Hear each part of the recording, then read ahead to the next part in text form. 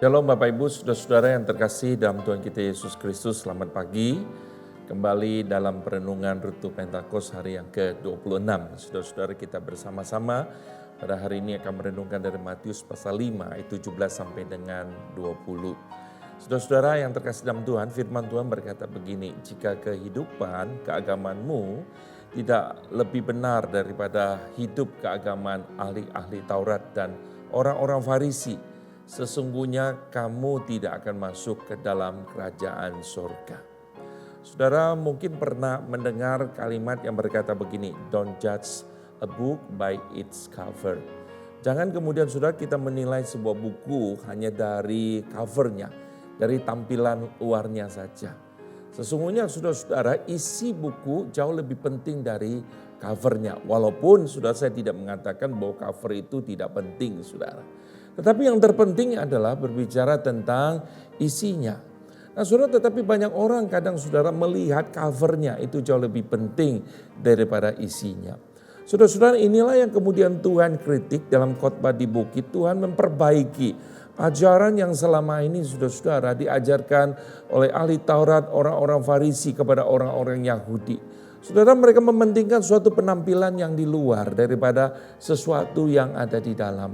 Saudara, kita masih ingat pada waktu Tuhan berbicara kepada Samuel, pada waktu ingin mengurapi anak Isai untuk menjadi raja bangsa Israel. Saudara-saudara, Tuhan ingin berkata kepada Samuel, jangan kamu melihat dari yang luar. Manusia memang melihat penampakan yang di luar, perawakan yang di luar. Tetapi kemudian Tuhan melihat dalam hati saudara. Nah itu sebabnya maka kita mengerti kenapa Paulus berkata bahwa dia tidak memperhatikan yang kelihatan tetapi yang tidak kelihatan. Kenapa?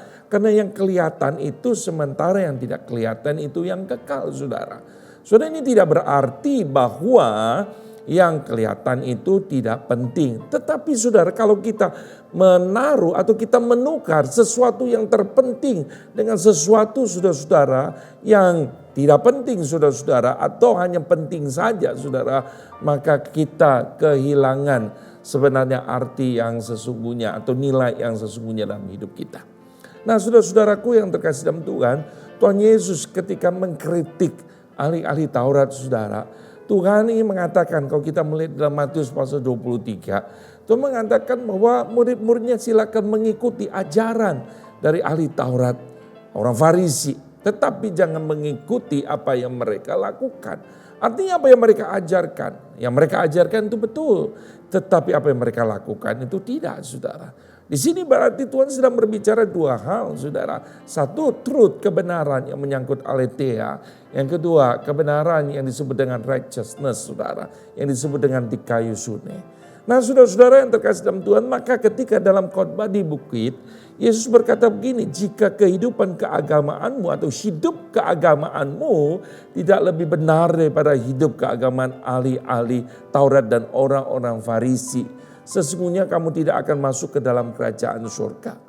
Saudara-saudara, di sini hidup keagamaanmu, saudara di sini dipakai kata sudah dikaiosune. Artinya saudara, bagaimana hidup kita tahu aletheia kebenaran, tetapi kemudian itu diterapkan dalam kehidupan kita yang real, yang nyata saudara. Inline saudara dengan apa yang kita tahu tentang kebenaran. Inilah warga kerajaan Allah saudara. Saudara, kesalahan apa yang terletak pada ahli Taurat dan orang Farisi? Ternyata saudara-saudara, mereka hanya menekankan sekali lagi sesuatu yang tertulis, sesuatu kebenaran yang mereka ketahui, sesuatu yang menyangkut kognitif, tapi tidak menjadi being dalam hidup mereka dan bahkan mereka tidak mungkin doing saudara, melakukannya. Saudara, itu sebabnya apa mereka tahu dengan apa mereka lakukan itu berbeda. Saudara, itu sebab Tuhan mengkritik saudara, apa yang mereka lakukan, tiga hal kegiatan keagamaan mereka. Mereka berdoa, mereka suka di tempat umum supaya dinilai orang.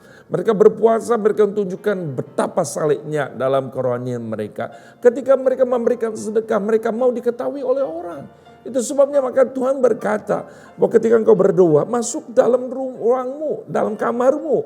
Allahmu di tempat yang tersembunyi mengetahui. Kenapa Yesus tekankan di situ? Kalau sudah perhatikan khotbah di bukit, Tuhan selalu berbicara Bapamu di tempat yang tersembunyi. Mengetahui ketika engkau berdoa di tempat yang tersembunyi. Artinya saudara, mungkin tidak ada orang yang tahu. Tapi Tuhan tahu saudara. Mungkin sudah hari ini ketika engkau lakukan sesuatu, tidak ada yang catat, tidak ada yang lihat.